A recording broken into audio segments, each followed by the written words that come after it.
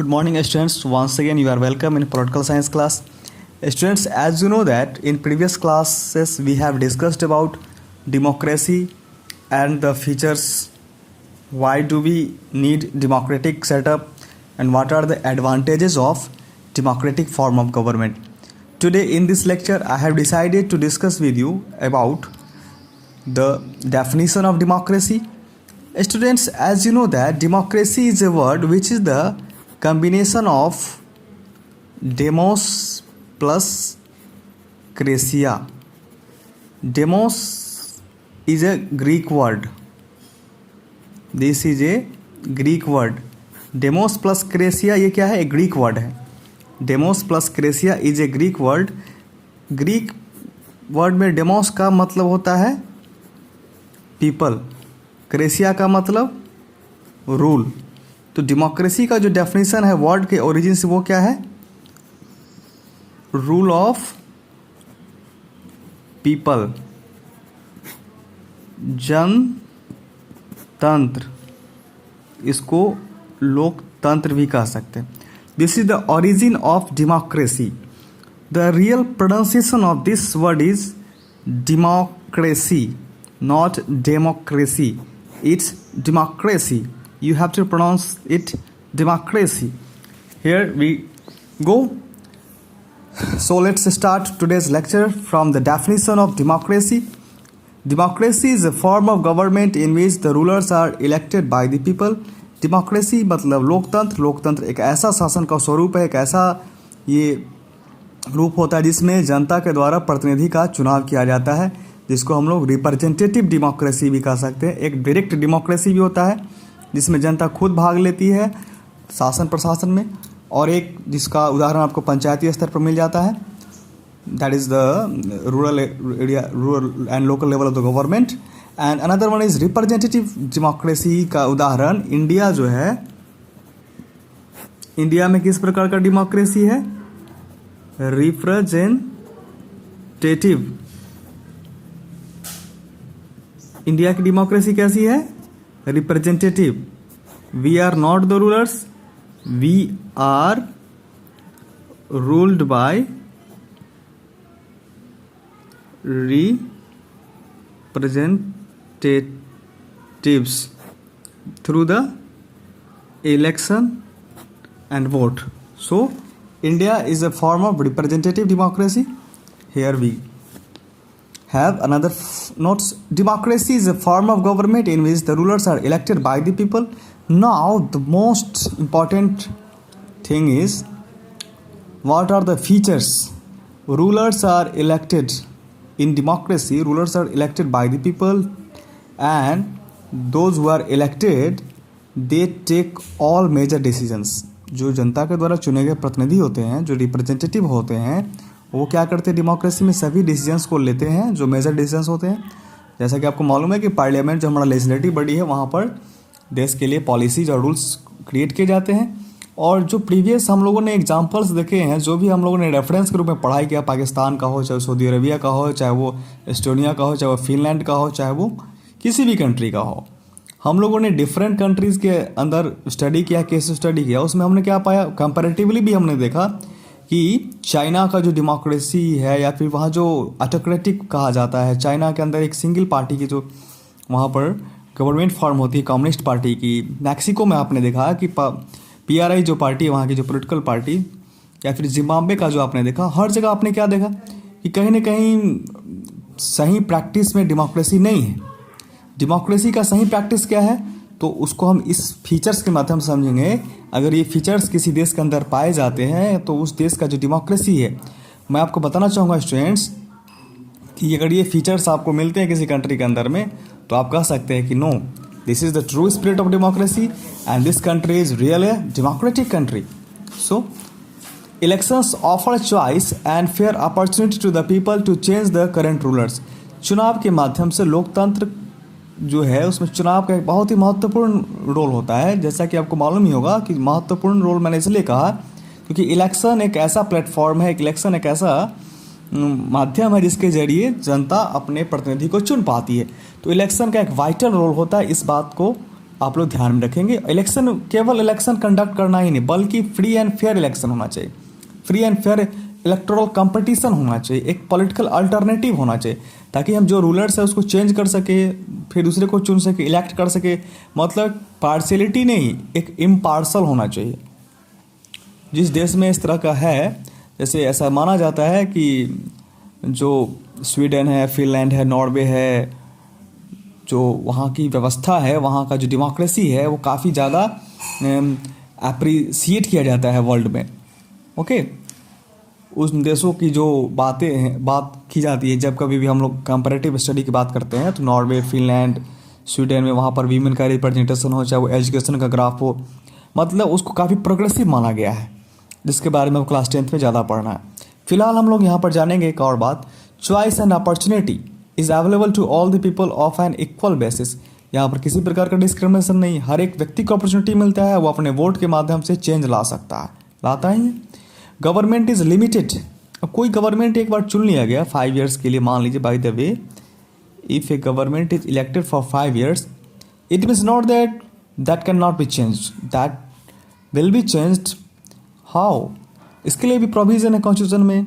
Non confidence motion ला सकते हैं parliament में, सरकार को हटा सकते हैं, अपोजिशन पार्टी दबाव बना सकती है, प्रेशराइज कर सकती है गवर्नमेंट को, और गवर्नमेंट के पॉलिसीज़ को क्रिटिसाइज कर सकती है। ये डेमोक्रेसी की बहुत ही खास बात है कि डेमोक्रेसी में अपोजिशन का काफ़ी महत्वपूर्ण रोल कहा गया है। अपोजिशन मतलब जो पार्टी सरकार में नहीं आ गई तो वो विपक्ष में बैठेगी, जो सरकार में होती है उसको बोलते हैं रूलिंग। तो रूलिंग पार्टी जो है वो गवर्नमेंट में है, और जो अपोजिशन में है वो अपोजिशन क्या करेगा, रूलिंग पार्टी का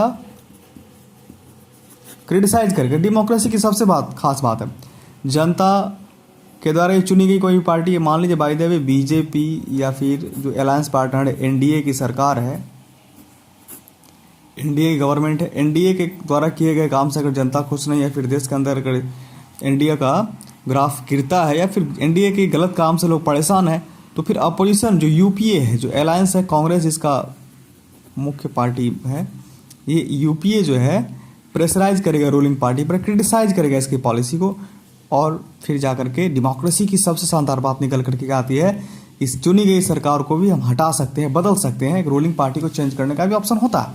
तो गवर्नमेंट इज लिमिटेड, कॉन्स्टिट्यूशन के अगेंस्ट नहीं जाना है, कॉन्स्टिट्यूशन के लिमिटेशंस उसके दायरे में रखते हुए जुडिशरी को भी फॉलो करना है। जैसा कि मैंने आपको पहले ही बताया था कि जुडिशियरी जो है वो सबसे वाइटल रोल प्ले करता है, कब? जब किसी प्रकार का क्लैश हो, डिस्प्यूट हो, तो गवर्नमेंट को भी लिमिट में रखा जाता है डेमोक्रेसी में। कॉन्स्टिट्यूशन के रूल्स और सिटीजन्स के राइट को ध्यान में रखते हुए कोई भी गवर्नमेंट स्टेप लेगी। ऐसा नहीं कि ऑटोक्रेटिक फॉर्म ऑफ गवर्नमेंट है या फिर डिक्टेटरशिप है कि जो मन में आएगा वो विलिंगली कुछ भी कर सकते हैं।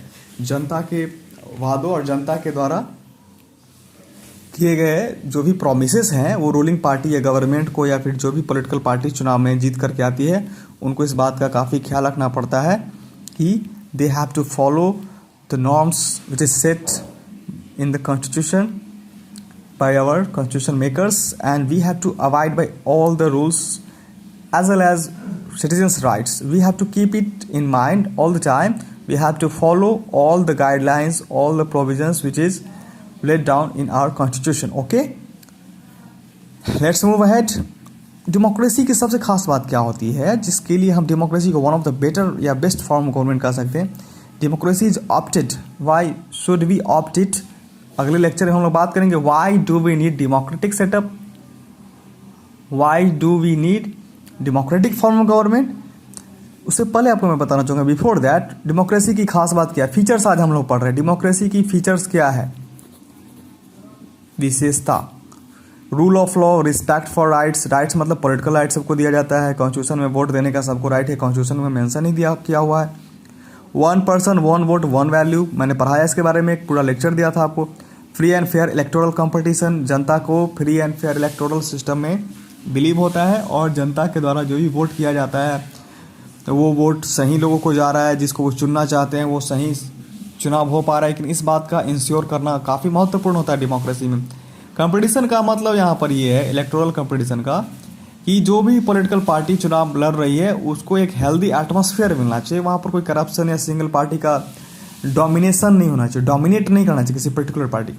इन सभी बातों का काफ़ी ख्याल रखा जाना चाहिए। डेमोक्रेसी के अंदर ये सभी बातें अगर हैं तो हम कह सकते हैं कि democracy is one of the best form of government, and if it is prevalent in any country, so we can say that such country and this country, or particularly India, is one of the best democracy in the world. But we are still improving ourselves, and time will come, we will prove India is a really great, we are really a democratic nation.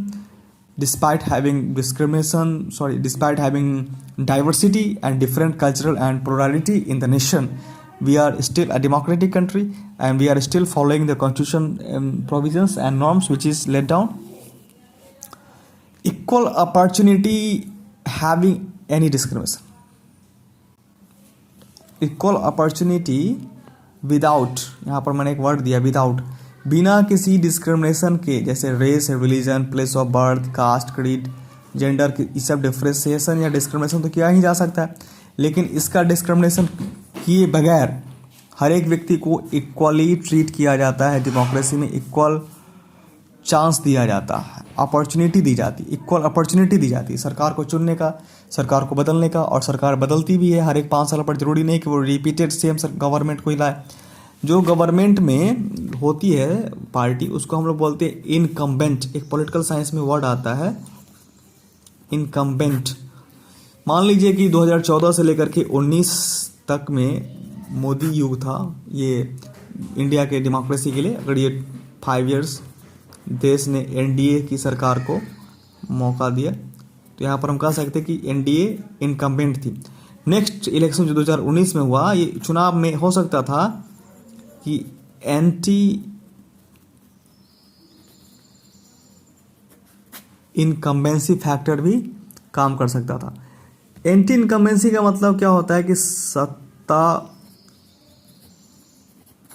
विरोधी लहर। Anti मतलब सत्ता विरोधी, सत्ता में जो है उसको क्या बोलेंगे, इनकम्बेंट। तो these are the terms which is very important to discuss with you. In today's lecture, I have told you about the democratic principles and features. Why should we opt it? What are the different features of democracy? And what kind of provisions are laid down in our constitution? Why do we opt democracy? So I think that it is clear to you. And if you have any questions regarding these topics, you may ask. You can call me on telephone, you can send messages on WhatsApp, and you can comment over the YouTube video. And so I would like to finalize this topic, and now it's time for homework. You will learn it, whatever I have taught you today, you will learn it. And thank you very much. Stay fit, stay healthy, stay at home, and enjoy online study.